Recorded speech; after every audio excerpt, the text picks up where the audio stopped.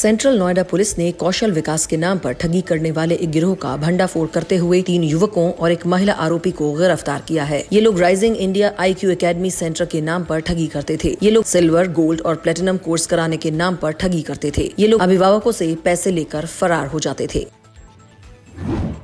Central Noida के बिसरख थाना police ने बंद घरों में जासूसी कर चोरी करने वाले एक गिरोह का पर्दाफाश किया है। पुलिस ने 4 आरोपियों को गिरफ्तार किया है। उनके कब्जे से 27 लाख रुपए की चोरी की ज्वेलरी और नकदी बरामद की गई है। वारदात का पर्दाफाश करने वाली टीम को 25,000 रुपए का इनाम दिया जाएगा। थाना बिसरख पुलिस टीम द्वारा एक सालानी कार्रवाई जिसमें 4 लोगों की गिरफ्तारी सुनिश्चित की गई है। ये लोग गैंग बनाकर घरों में चोरी करते थे। इसमें से कुछ लोग पेंटर हैं, कुछ लोग कबाड़ी का काम करते हैं और कुछ लोग फेरी लगाते हैं। और ये लोग ऐसे घरों की रेकी करते हैं जो मकान काफी दिनों से बंद पड़े हुए हैं। जब ये लोग रेकी कर लेते हैं उसके बाद ये लोग ऐसे मकान को चुनते हैं और उसके बाद वहां से आमतौर पर सोने के आभूषण, चांदी के आभूषण और जो कैश घरों में रखा है ताला तोड़कर घरों से कैश और अन्य ज्वेलरी आइटम चुरा लेते हैं। हाँ बिल्कुल, इसमें टीम को 25,000 की इनाम की घोषणा की।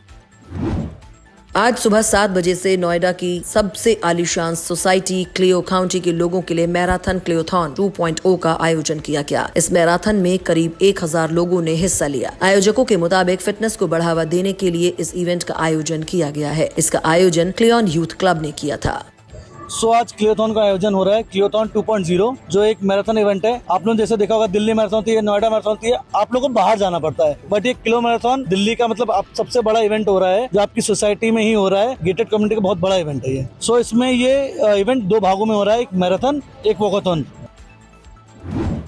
नोएडा के सेक्टर 22 स्थित समरविला स्कूल में CBSE बोर्ड परीक्षा में अपनी शारीरिक शिक्षा को निखारने के लिए बच्चे पहुंचे। बच्चों के साथ उनके अभिभावक भी स्कूल पहुंचे। बच्चे खुश तो थे लेकिन थोड़े नर्वस भी दिखे। नोएडा में बोर्ड परीक्षा के मद्देनजर सुरक्षा के लिए पुलिस तैनात है। नोएडा और ग्रेटर नोएडा में 57 परीक्षा केंद्र बनाए गए हैं। नोएडा में इस समय 10वीं और 12वीं की बोर्ड परीक्षाएं चल रही हैं।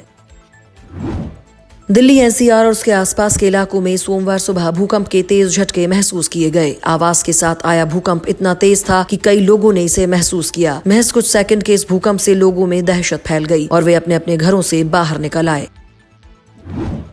अब यमुना अथॉरिटी में घर बनाना महंगा होता जा रहा है। यह नया नियम 1 अप्रैल से लागू हो रहा है। यमुना अथॉरिटी की आवासीय दरें 30,000 रुपए प्रति वर्ग मीटर से अधिक हो सकती हैं। वर्तमान में आवासीय श्रेणी में संपत्ति की दर 25,900 रुपए प्रति वर्ग मीटर है। नोएडा इंटरनेशनल एयरपोर्ट और डोमेस्टिक एयरपोर्ट के आसपास की सभी लिंक रोड को चौड़ा किया जाएगा। पुलिस कमिश्नर लक्ष्मी सिंह के निर्देश पर यह फैसला लिया गया है। एयरपोर्ट के संचालन के बाद दिल्ली NCR के साथ ही आसपास के जिलों से आने वाले वाहनों के बढ़ते दबाव को देखते हुए यह कदम उठाया जा रहा है। नोएडा प्राधिकरण ने सेक्टर 27 में सस्ते बहुमंजिला फ्लैट बनाने की तैयारी तेज कर दी है। यहाँ करीब 710 फ्लैट बनाए जाएंगे। प्राधिकरण ने योजना तैयार करने के बाद ड्रॉ के जरिए आवंटन के लिए शासन से अनुमति मांगी है। जिला उपभोक्ता फोरम ने star health and allied insurance company को बड़ा झटका देते हुए 5.60 लाख रुपए का भुगतान करने का आदेश दिया है। यह फैसला नोएडा के सेक्टर 48 निवासी लक्ष्मी रतन सिंह के पक्ष में आया, जिन्होंने फोरम में मामला दायर कर बीमा कंपनी पर क्लेम देने से इनकार करने का आरोप लगाया था। ग्रेटर नोएडा स्थित राजकीय आयुर्विज्ञान संस्थान में कैंसर रोगियों के लिए अच्छी खबर है। अब यहाँ भी मुंबई के टाटा मेमोरियल अस्पताल जैसी उन्नत चिकित्सा सुविधाएं उपलब्ध कराई जाएंगी। इसके लिए जिम्स प्रशासन ने तैयारी शुरू कर दी है और जल्द ही शासन को प्रस्ताव भेजा जाएगा।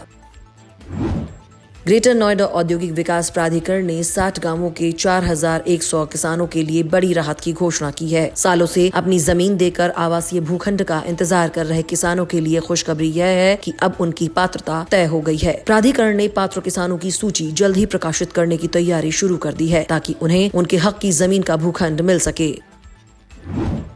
ग्रेटर नोएडा प्राधिकरण के अधिकारियों को अचानक सपा सरकार के कार्यकाल में करोड़ों रुपए की लागत से बनाए गए साइकिल ट्रैक की याद आ गई है। ट्रैक की सफाई का काम तेजी से शुरू हो गया है। नॉलेज पार्क 2 और 3 में सफाई के साथ साथ मेंटेनेंस का काम भी तेजी से चल रहा है। जल्द ही अन्य जगहों पर बने ट्रैक की भी सफाई की जाएगी। दिल्ली हाई कोर्ट के आदेश पर अमेरिकी कंपनी बेरोई इनकॉर्पोरेशन के खिलाफ बड़ी कार्रवाई की गई है। कंपनी के चेन्नई और नोएडा स्थित दफ्तरों पर छापेमारी के दौरान टेक्साई रिसर्च की गोपनीय फाइलें और संवेदनशील डेटा बरामद किया गया है। जस्टिस मिनी पुष्पा कर्णा के निर्देश पर स्थानीय पुलिस और कमिश्नर की टीम ने यह कार्रवाई की। रबुपुरा थाना पुलिस ने किसानों से कृषि उपकरण चोरी करने वाले एक गिरोह का भंडाफोड़ किया है। पुलिस ने यमुना एक्सप्रेसवे के पास से 2 कुख्यात चोरों को गिरफ्तार कर उनके कब्जे से चोरी का माल और एक टाटा कार बरामद की है। नोएडा इंटरनेशनल एयरपोर्ट से प्रभावित 14 गांवों के किसानों ने शनिवार को जेवर के नीमका गांव में महापंचायत का आयोजन किया। महापंचायत में भारतीय किसान यूनियन के राष्ट्रीय प्रवक्ता राकेश टिकैत समेत सैकड़ों किसान नेता और पदाधिकारी शामिल हुए। 24 दिसंबर को फेज 2 थाना पुलिस ने 2 छोटे चोरों को पकड़ा। इन दोनों के पास से 30 मोबाइल फोन बरामद हुए। इन दोनों की निशानदेही पर 3 और छोटे चोरों को पकड़ा गया। इनसे 27 मोबाइल फोन बरामद हुए। इस तरह कुल 57 मोबाइल फोन उनके मालिकों को लौटा दिए गए। ग्रेटर नोएडा में कौशल विकास के नाम पर ठगी करने वाले एक गिरोह का भंडाफोड़ हुआ है। बिसरख थाना पुलिस ने rising India IQ academy private limited के नाम से चल रहे फर्जी कोचिंग सेंटर के संचालकों को गिरफ्तार किया है। आरोपियों में एक महिला समेत 4 लोग शामिल हैं। ग्रेटर नोएडा में एंकर कंपनी के नाम पर नकली बिजली के उपकरण बेचने का मामला सामने आया है। पुलिस ने 4 दुकानों पर छापेमारी कर नकली सामान बरामद कर आरोपियों के खिलाफ केस दर्ज कर लिया है। पैनासोनिक लाइफ सॉल्यूशंस इंडिया के प्रतिनिधि इमरान ने कसाना थाने में केस दर्ज कराया था। ग्रेटर नोएडा में यमुना एक्सप्रेसवे पर अब हल्के वाहन 100 किलोमीटर प्रति घंटे और भारी वाहन 80 किलोमीटर प्रति घंटे की रफ्तार से चल सकेंगे। पहले ठंड और कोहरे के कारण गति सीमा कम कर दी गई थी, लेकिन अब पुरानी गति सीमा ही लागू कर दी गई है। नोएडा प्राधिकरण ने सेक्टर 27 में सस्ते बहुमंजिला फ्लैट बनाने की तैयारी तेज कर दी है। यहाँ करीब 710 फ्लैट बनाए जाएंगे। प्राधिकरण ने योजना तैयार करने के बाद ड्रॉ के जरिए आवंटन के लिए शासन से अनुमति मांगी है।